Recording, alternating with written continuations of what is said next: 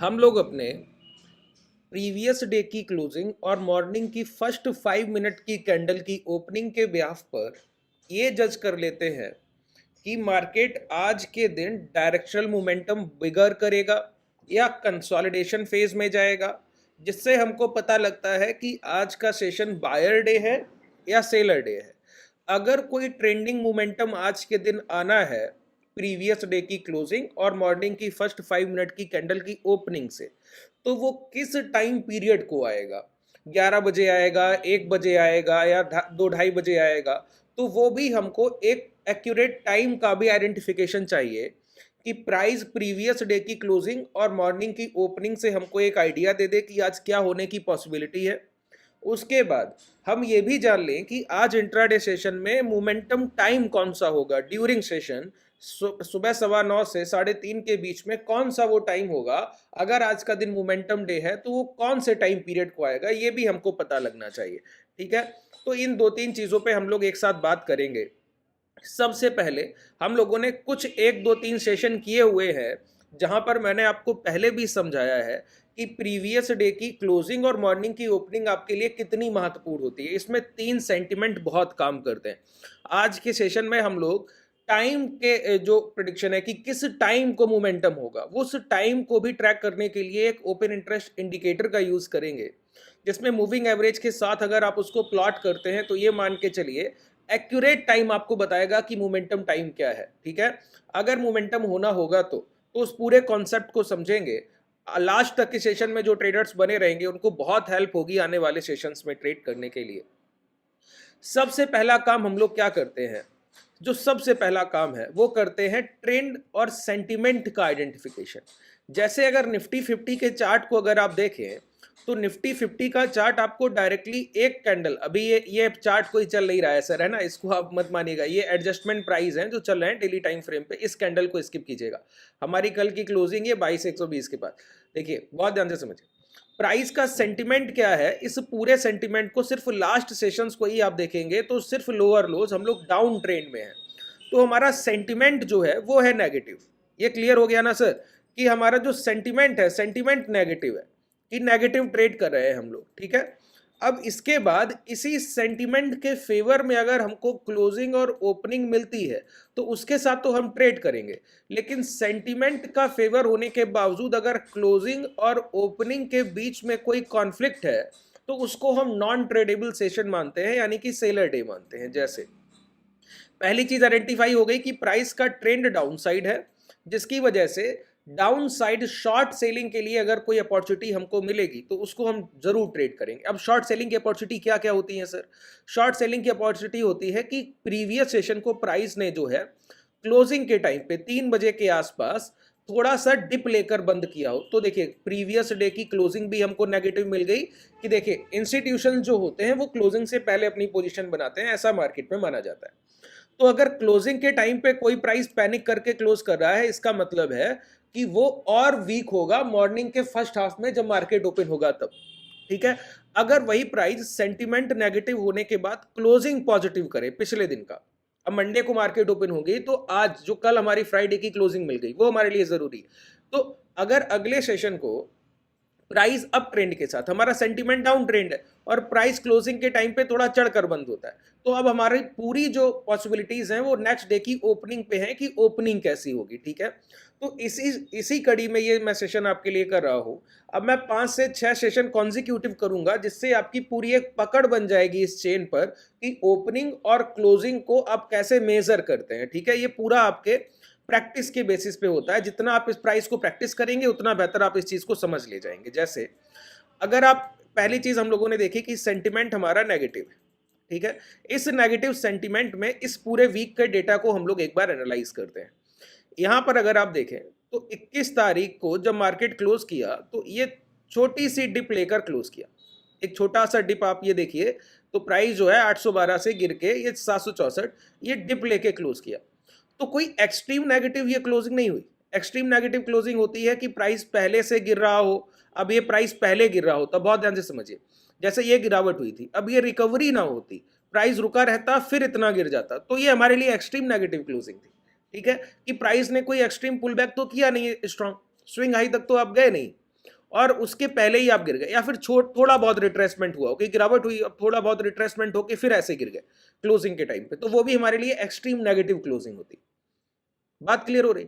अब जैसे कि ये क्लोजिंग है, ये 24 तारीख का क्लोजिंग, ठीक है, 25 तारीख के लिए, तो प्राइस देखिए पहले एक डाउनफॉल लिया, डाउनफॉल लेने के बाद पुल बैक करता रहा, लेकिन पुल बैक कोई एग्रेसिव नहीं हुए और थोड़ी गिरावट के साथ बंद हुआ, तो ये हमारे नेगेटिव क्लोजिंग है। एक्सट्रीम नेगेटिव ये भी नहीं है, क्योंकि क्लोजिंग के टाइम पे हमको ये पुल बैक चाहिए होता फिर, तो जो नहीं मिला। तो एक पूरे सेशन का एक्यूमुलेटिव अप्रोच हमको देखना होता है, ये नहीं कि सिर्फ क्लोजिंग की 3 कैंडल देख रहे हैं, इंट्राडे का एक्यूमुलेटिव अप्रोच। अब जैसे कि ये सेशन हुआ, ठीक है, ये सेशन, अब ये एक्सट्रीम नेगेटिव क्लोजिंग है, क्योंकि मॉर्निंग ने एक प्राइस ने लीड ले लिया, अब कोई रिकवरी भी नहीं कर पाया, क्लोजिंग के टाइम पे और गिर गए। नेक्स्ट सेशन का भी वही, कि प्राइस ने मॉर्निंग में एक लीड ले लिया, अब कोई रिकवरी भी नहीं कर पाए और क्लोजिंग के टाइम पे और, ये हमारे लिए एक्सट्रीम नेगेटिव सेंटीमेंट है। इन सेशंस के दौरान हमको सिर्फ शॉर्ट सेलिंग प्लान करनी होती है। अभी समझाता हूं कैसे, एक एक पॉइंट को, ठीक है। तो ये हमारा एक एक्यूमुलेटिव बिहेवियर हम लोग देखते हैं, अप्रोच पूरे दिन के प्राइस का। पहले आपने एक 12:30 से लेके 1:45 तक गिरावट की, उसके बाद आपने पुल बैक अच्छा ले लिया, फिर आपने गिरावट की, तो गिरावट के टाइम पर आपने जो सेंटीमेंट बनाया वो एक नेगेटिव सेंटीमेंट है, ठीक है, क्लोजिंग आपने नेगेटिव की, कोई एक्सट्रीम नेगेटिव नहीं थी। लेकिन अगले सेशन को जब मार्केट ओपन होता है तो 764 से गैप डाउन करके 610, एक अच्छा खासा 150 पॉइंट के आसपास का गैप डाउन मिल गया निफ्टी में। इसका मतलब है कि जो भी ट्रेडर्स यहां पर इंटरेस्टेड थे शॉर्ट सेलिंग के लिए, अगले दिन मार्केट अगर यहीं कहीं ओपन होता और पहली कैंडल नेगेटिव बनाता, तो वो हमारे लिए एक बड़ा नेगेटिव साइन था। लेकिन प्राइस ने एक तो गैप डाउन किया, और गैप डाउन करने के टाइम पर जितने भी इंटरेस्टेड सेलर्स थे उनकी अपॉर्चुनिटी मिस की, और उसके साथ ही गैप डाउन के टाइम पर पहली कैंडल एक ग्रीन कैंडल फॉर्मेशन किया।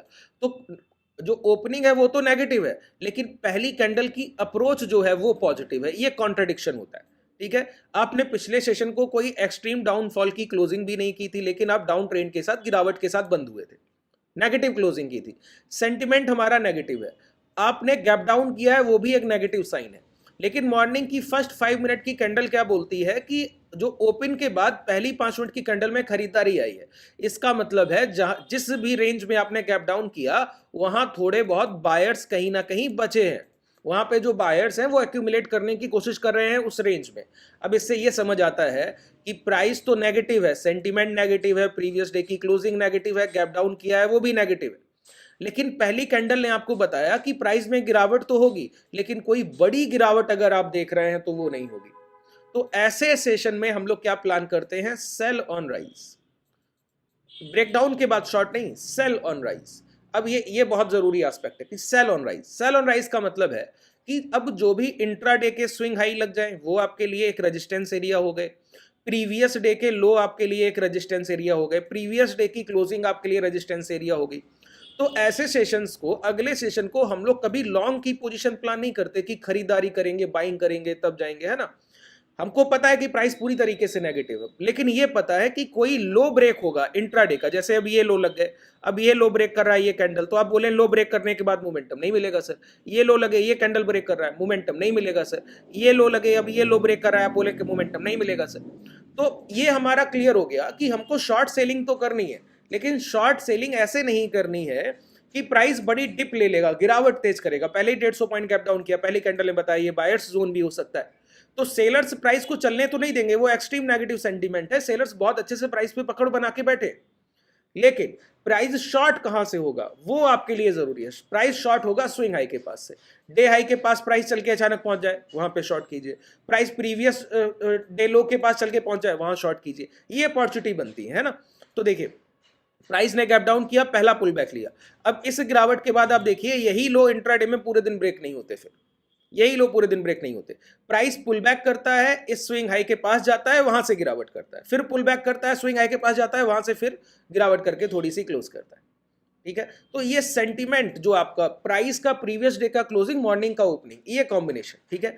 अब ऐसे टाइम पर हमको ये कैसे पता लगेगा कि ये जो दिन है, ये तो आइडेंटिफाई हो गया कि बड़ी गिरावट ऐसे डायरेक्टली नहीं होगी। अब प्राइस जाए प्रीवियस डे लो, अगर ये प्राइस यहां जाके यहां से सप्लाई उठा के लाता ना तो बड़ी गिरावट हो जाती, डाउनफॉल एग्रेसिव होता, लेकिन प्राइस वहां तक गया ही नहीं। इन बायर्स को तो मौका ही, सेलर्स को तो मौका ही नहीं मिला, अपॉर्चुनिटी नहीं मिली जो यहां वेट कर रहे थे शॉर्ट सेलिंग के लिए। बात क्लियर हुआ?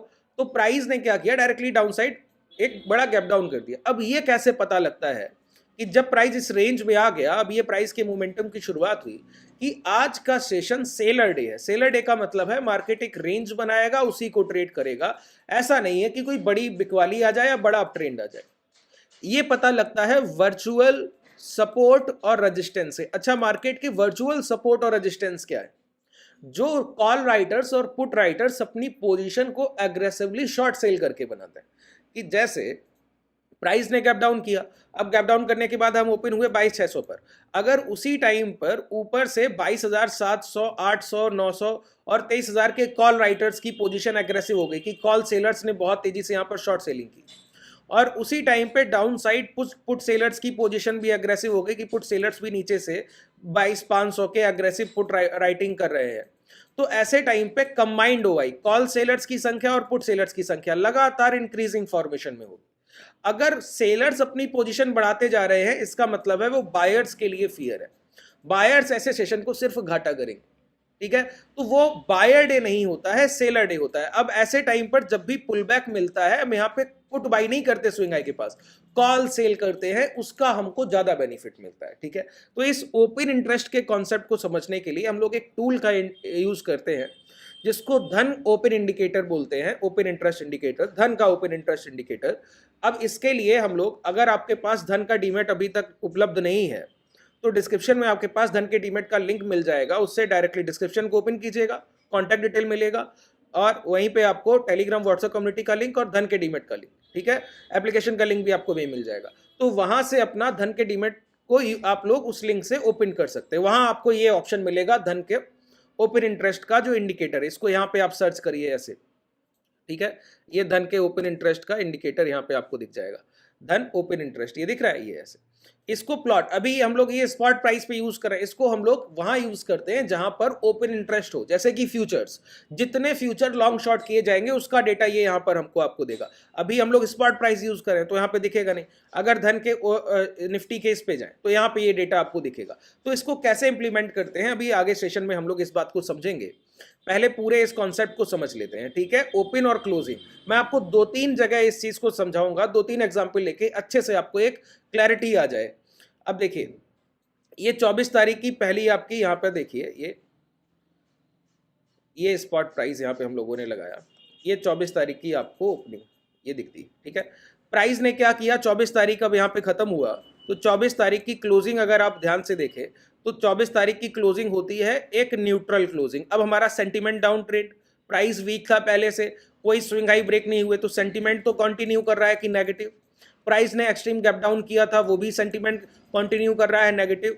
प्राइस ने क्लोजिंग के टाइम पे थोड़े से गिर कर बंद हुए, पहले से गिर रहे थे, थोड़ा पुल बैक लेके गिर के, तो क्लोजिंग भी हमारी जो है वो है नेगेटिव। और मॉर्निंग की फर्स्ट कैंडल हल्का सा गैप डाउन करने के बाद एक ग्रीन कैंडल बनाता है, सेम प्रीवियस डे सेशन का प्राइस एक्शन। इसका मतलब है मॉर्निंग का पहला पुल बैक एग्रेसिव है पॉजिटिव साइड, तो ये एक बायर रेंज जो थी वो तो अगला सेशन भी बता रहा है कि ये बायर रेंज है, लेकिन सेलर अपनी पोजीशन नहीं छोड़ता, ये स्विंग हाई ब्रेक नहीं होने देगा, ये स्विंग हाई नहीं ब्रेक होने देगा, ठीक है? और न्यूट्रल क्लोजिंग, एक अच्छी नेगेटिव क्लोजिंग और उसके बाद पॉजिटिव ओपनिंग।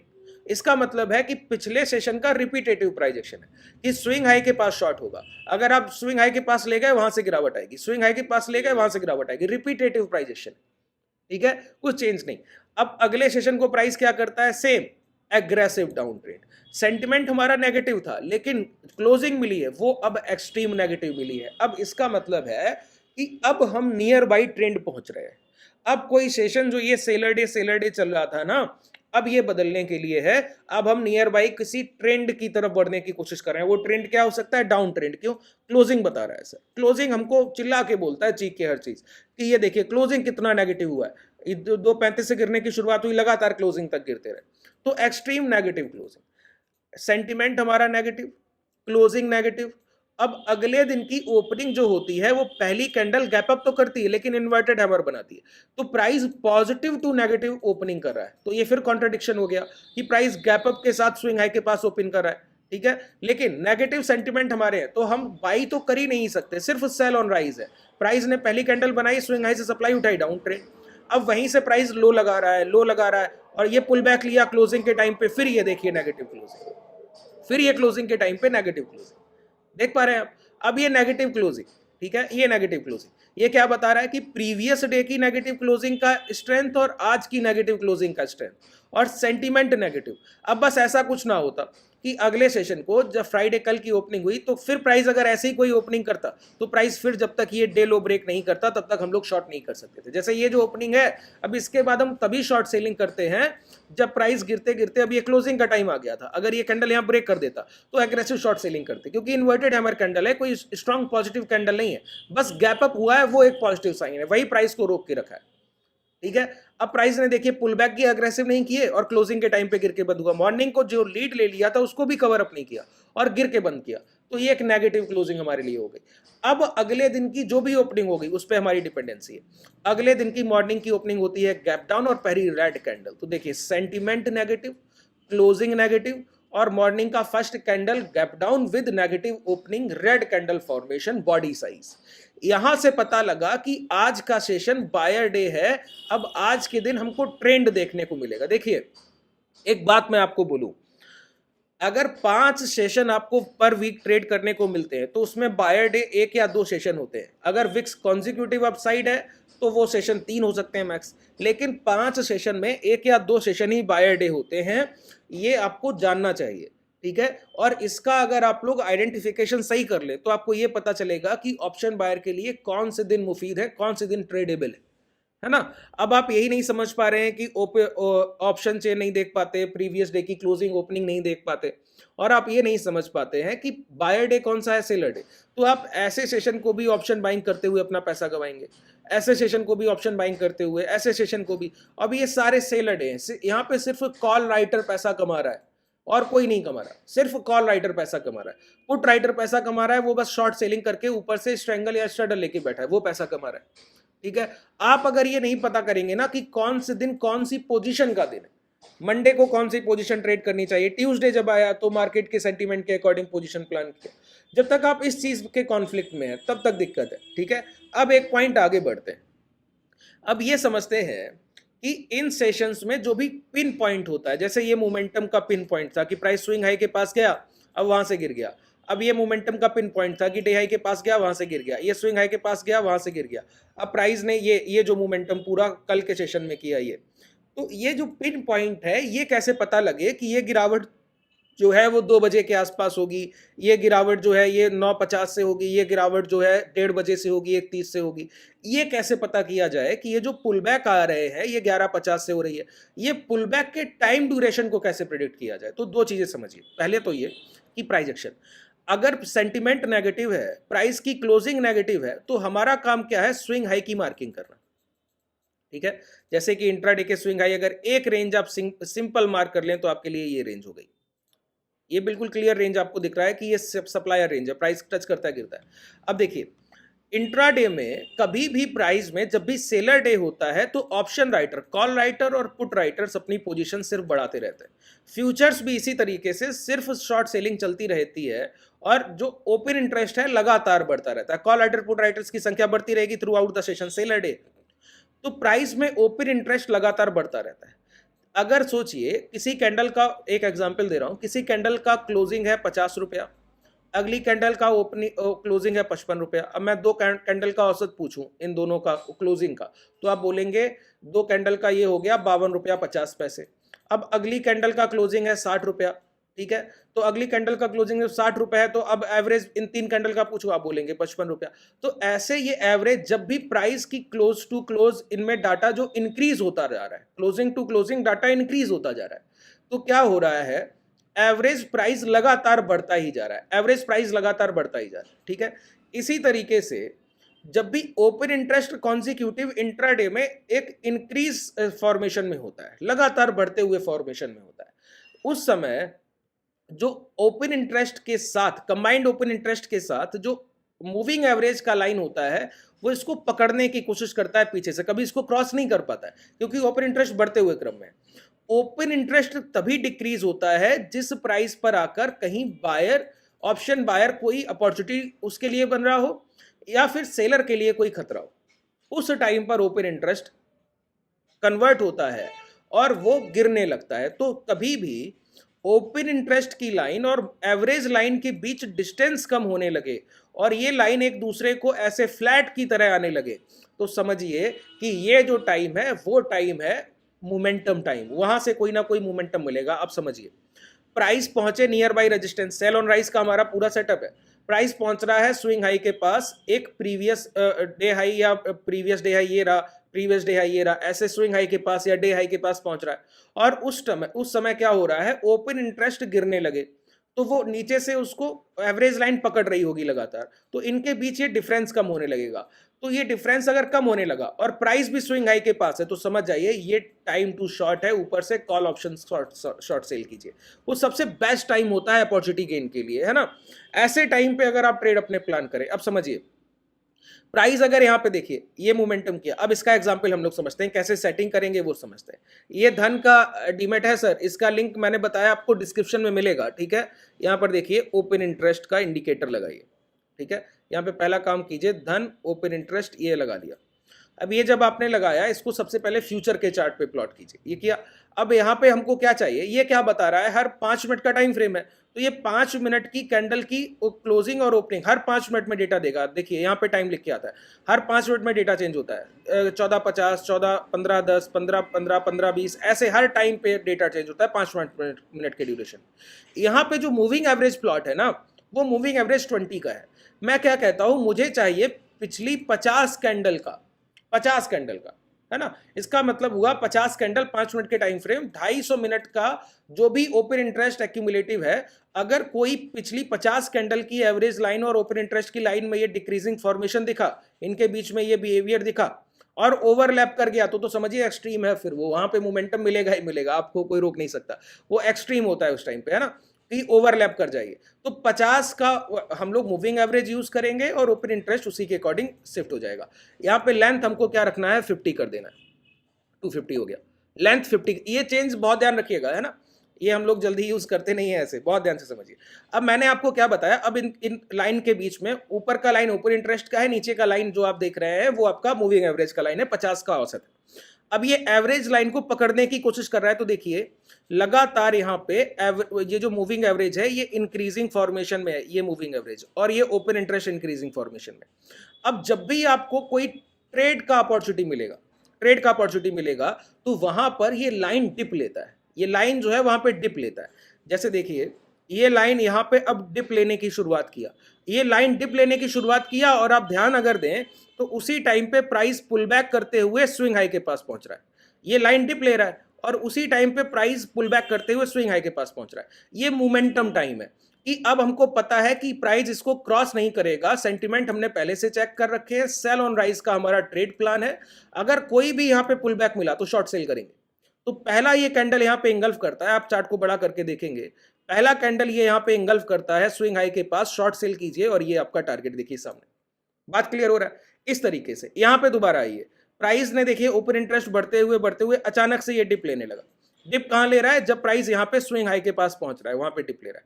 अब ये डिप लेते टाइम अगर आप यहाँ पे शॉर्ट सेल करके जाए तो अगले दिन की ओपनिंग ही आपको सबसे बड़ा वहां पे एक सबसे बड़ा आपको प्रॉफिट देके जाती है। ऐसे टाइम पे हम लोग क्रेडिट स्प्रेड लेके जाते हैं, जब प्रीवियस डे का एक्सट्रीम नेगेटिव हो, अगले दिन का सेंटीमेंट पूरी तरीके से कोई स्विंग हाई भी ना गया हो और क्लोजिंग भी नेगेटिव मिला हो, तो क्रेडिट स्प्रेड बना के जाते हैं। अब क्रेडिट स्प्रेड क्या होता है, ऊपर से कॉल शॉर्ट करके उसके अबव जो भी प्रीमियम है उसको प्लस करके आप कोई कॉल बाई कीजिए, क्रेडिट स्प्रेड। ठीक है, आप लोग बताइएगा कमेंट सेक्शन में, क्रेडिट स्प्रेड के अलग आपको सीरीज चाहिए तो उसके लिए कमेंट सेक्शन में बताइएगा। हालांकि क्लास में मैं आपको सिखाता हूं, जो लोग क्लासेस में आना चाहें आपके लिए कॉन्टैक्ट डिटेल डिस्क्रिप्शन में।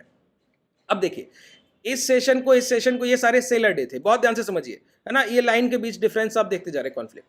अब ये अचानक से जो मेजरमेंट आपने देखा वो अचानक से देखिए कितना एक्सट्रीम नैरो हो गया, है ना। अभी तक हमको छोटे छोटे मूवमेंटम मिल रहे थे, तो प्राइस थोड़ा बहुत पास आता था फिर पुल बैक ले लेता था, प्राइस थोड़ा बहुत ये ओपन इंटरेस्ट पास आता था एवरेज लाइन के पुल बैक ले लेता था। अब यहाँ पे अगर आप देखें तो ये देखिए ये दोनों एक दूसरे के लगभग फ्लैट हो गए, इसका मतलब है यही बायर डे है। देखिए प्राइजेक्शन से कंफर्मेशन लिया था, है ना, प्राइजेक्शन से हम लोगों ने कंफर्मेशन लिया था इस चीज का कि कैसा सेशन होने वाला है। अब उसके बाद ओपन इंटरेस्ट ने बताया कि आज ऑप्शन सेलर भी इसमें इंटरेस्टेड नहीं है, मतलब मोमेंटम डे। अब आप जैसे ट्रेड करना चाहें, स्विंग हाई के पास शॉर्ट कीजिए, डे लो ब्रेक हो वहां शॉर्ट कीजिए, सब आपके लिए ट्रेडेबल है, सब कुछ आपके लिए ट्रेडेबल है। क्यों, कॉल राइटर और पुट राइटर्स डरे हुए, उस दिन ओपन इंटरेस्ट नहीं है, फ्यूचर में लॉन्ग शॉर्ट की पोजीशंस ओपन इंटरेस्ट नहीं है सर, है ना। तो ऐसे सेशन को हम लोग क्या करते हैं, वहीं पर अपनी पोजीशंस हम लोग एग्रेसिव बनाते हैं। ये ट्रेंडिंग डे होते हैं। ट्रेंडिंग डे मैंने आपको बताया ना, 5 सेशन हफ्ते के मिलेंगे, उसमें 1 या 2 सेशन ही ट्रेंडिंग सेशन होते हैं, बाकी सेलर डे होता है। तो अगर आप ये आइडेंटिफाई करना सीख लें तो आपको ये भी पता रहेगा कौन से दिन कैसे ट्रेड प्लान होने चाहिए। ठीक है, उम्मीद है आपको बेहतर तरीके से समझ आया होगा। ये सेशन मैंने अभी आपका ओपन इंटरेस्ट पे निफ्टी के चार्ट पर किया। आप लोग कमेंट सेक्शन में बताइएगा, तो आज इवनिंग का सेशन हम लोग किसी एक इक्विटी के चार्ट पे करेंगे, जहां पर इसी तरीके से ओपनिंग और क्लोजिंग के सेशन को देखते हुए और ओपन इंटरेस्ट लाइन को फ्यूचर पे प्लॉट करते हुए मैं आपको समझाऊंगा कि कैसे आप मेजर करते हैं ओपनिंग और क्लोजिंग के ब्याफ पर मोमेंटम को। ठीक है, उम्मीद है आपको बेहतर तरीके से ये चीजें समझ आई होंगी। अगर कोई आपको डाउट रह गया हो तो भी आप कमेंट सेक्शन में अपने डाउट पूछ सकते हैं, मैं जरूर आपका रिप्लाई करूंगा। धन्यवाद।